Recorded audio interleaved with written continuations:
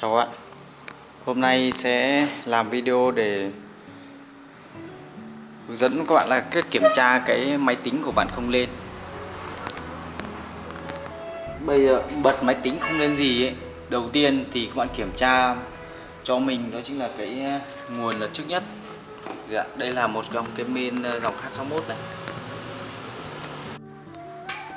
Đầu tiên các bạn bật không lên gì ấy, các bạn chú ý kiểm tra cho mình cái nguồn này. Ví dụ như bây giờ bật nó không lên gì, đầu tiên phải kiểm tra nguồn. Các bạn chú ý này, cái dây nguồn của ra như này này. Bây giờ để kiểm tra dây nguồn này, bây giờ mình xem nó bị lỗi ở đâu đã. Đầu tiên chúng ta kiểm tra nguồn. Đầu tiên các bạn xem này, cái dây nguồn ở đây chúng ta có mấy cái dây khoảng ạ. Các bạn xem rõ không? Đó, có mấy cái dây này, có 24 chân này. Đó, các bạn xem rõ này. Đấy, sau đó bạn sẽ thấy là chúng ta sử dụng một cái cầu nối, một cái thanh kim sắt này, đó, nối hai cái này chập chân 14 15, cũng như dây xanh và dây đen. Đó, bạn cho dây xanh và dây đen vào nhau này. Đấy, thấy chưa? Nó chập chân 14 chân của nó, chập chân một dây xanh, thường nó sẽ có một xanh 14 15. Đối với những cái main nó ít chân, nó ít hơn khoảng 20 chân thì 14 15 hoặc đếm 1 2 3 4 5 6 7 8 9 10 11 12 13 14 15. Đối với những chân pin, thực ra các bạn có thể tháo cái chân pin này đi. Nhưng mà có một số nó chỉ có 20 chân pin, nhưng mà đây nó full 24 chân pin mà ạ. Đó, lắp vào này thì nó sẽ là 16 17. Có 2 chân pin vào 16 17 trong trường hợp này. Bạn nhớ là dây xanh và dây đen. Dây xanh ở sau, dây đen ở đằng trước, đó chập như này. Thì đây là dây kích nguồn của nó. Được chưa? Khi bây giờ các bạn sẽ sử dụng cái cắm này. Bây giờ các bạn chỉ cần cắm như này, sau đó cắm nguồn vào. Các bạn rút cái cắm ở trên main. Cắm ở trên main đó chính là cái cổng này này. Cổng này là cổng gì nhỉ? Cấp nguồn cho main đấy. Được chưa? Nguồn Vco ấy. Các bạn thấy không lên. Chứng tỏ cái nguồn này có vấn đề, nguồn này chết. Đó. Trong trường hợp này các bạn sẽ thử tháo ra. Xem này. Bây giờ mình tháo ra, mình thay một cái nguồn khác. Bây giờ mình sẽ thử chạy một cái nguồn này này. Ví dụ như mình nguồn này này. Các bạn cắm vào. Bây giờ các bạn sẽ cắm cái này vào. Đây là bài test đơn giản nhất.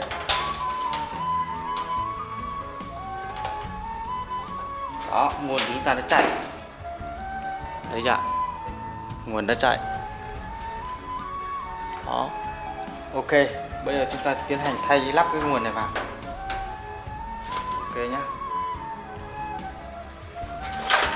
Thay lắp nguồn. Đầu tiên các bạn sẽ sử dụng một con ốc vít này.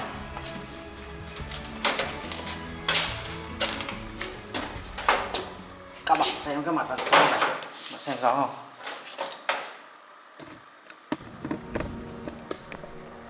Đấy. Sau đó các bạn dùng cái tô vít vặn 4 con ốc ở đằng sau này ra. Các bạn thấy cái con ốc này chưa ạ? Đó. Đây con ốc này 1 2 3 4. Thấy chưa?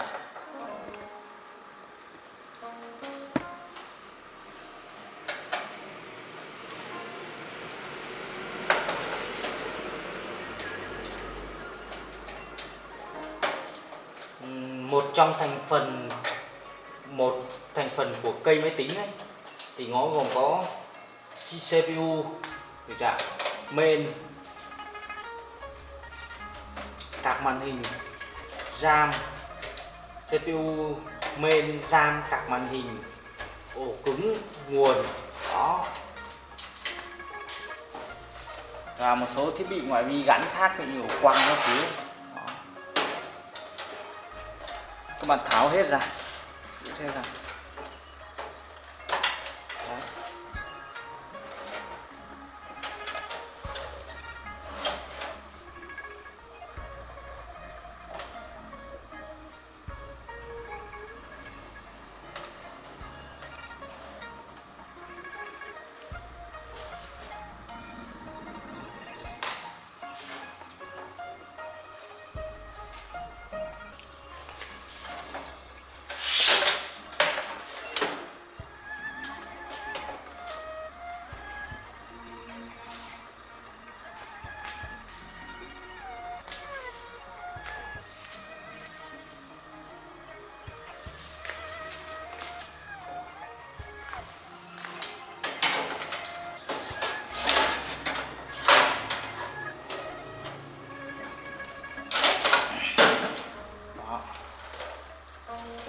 rút hết.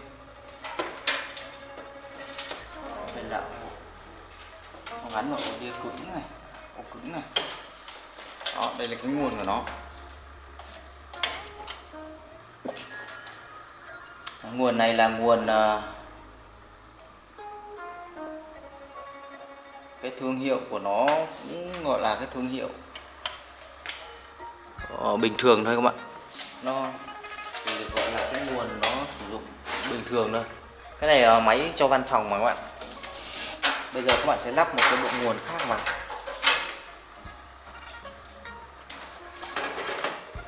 Thường những máy tính cho đồ họa hay là cho những máy tính gaming chơi game ấy, thì thường chúng ta mới đầu tư mạnh về cái mảng thiết bị.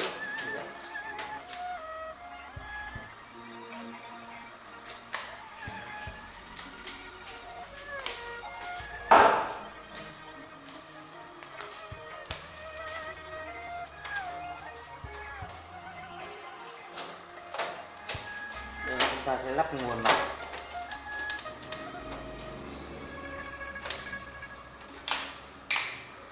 Nguồn này.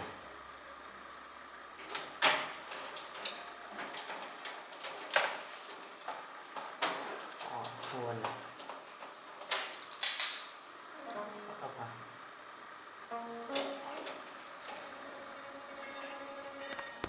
Đó, bây giờ sau khi mình đã cắm vào, mình đã vặn vào xong, bây giờ mình sẽ cắm chân nguồn này.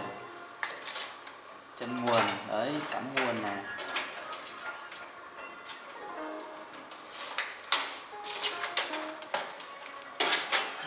Sau đó mình cắm cái chân CPU này, chân CPU trên main này.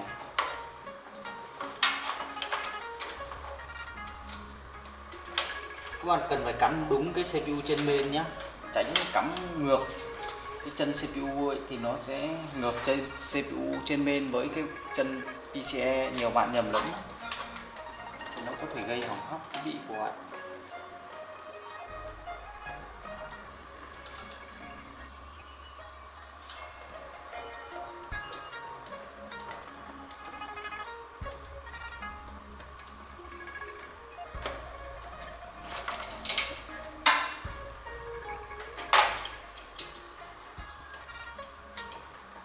Thường những khi các bạn chú ý là khi các bạn đến cái cấu hình máy tính, đặc biệt là những cấu hình máy tính liên quan đến các thiết bị điện tử ấy, nếu mà có ở đâu ấy thì các bạn chú ý là mua ở những trung tâm gần để dạng.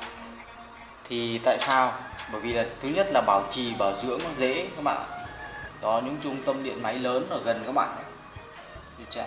Đó, bảo trì bảo dưỡng nó sẽ dễ hơn. Ví dụ như có những trường hợp bị lỗi nhà sản xuất đấy, các bạn mang ra cửa hàng nó gần, nó dễ hơn.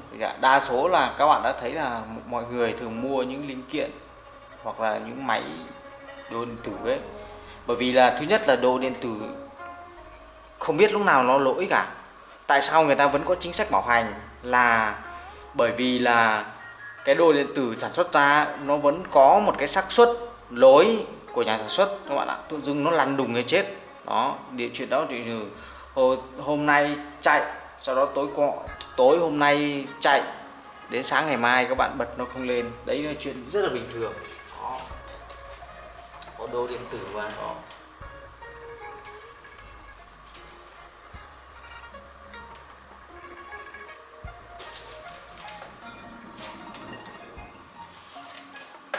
bây giờ các bạn cắm chân reset, power reset.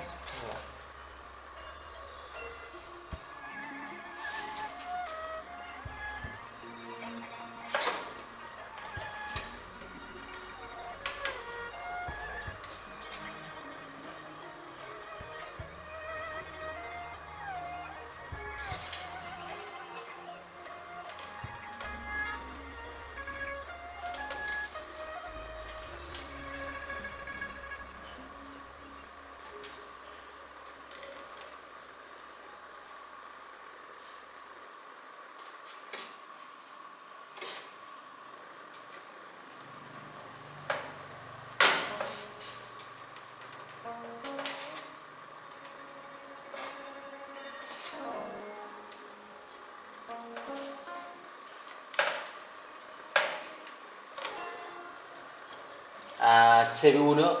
Các bạn nhớ là đây là socket của CPU này. Các bạn thấy chưa? Cái socket của CPU. Đấy. Đó, anh em thấy này. Cái CPU này ấy, đây là cái CPU của socket 1155. Đấy, các bạn này. 1155. Đấy. Chú ý là bây giờ mình sẽ gắn CPU vào. Đó.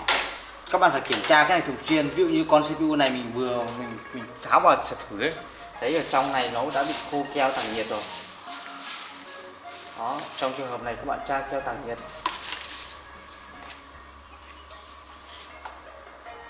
Đó, các bạn cho một ít rồi, tránh cho tra nhiều. Đấy, tra một ít như này là được. Sau đó các bạn lắp lại fan. Đấy, lúc nãy mình thấy vào cái này keo nó bị khô rồi các bạn. Sau đó các bạn sẽ lắp vào.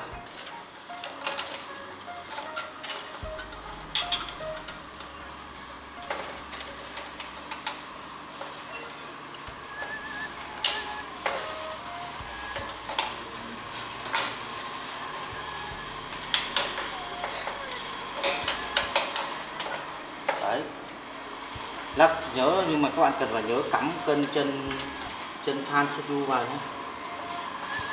Các bạn sẽ xem fan CPU nó nằm ở góc bên này này. Góc giữa này. Các bạn nhớ là đừng cắm nhầm giữa fan hệ thống của nó nhé. Phải cắm vào cái fan CPU fan thì nó đúng chuẩn, thì nó sẽ tốt hơn. Thì nó CPU máy thuật toán của BIOS sẽ tính toán được cái số vòng quay của cái quạt để cho nó điều tốc cái cánh quạt lúc mà hoạt động mạnh, lúc hoạt động yếu ấy.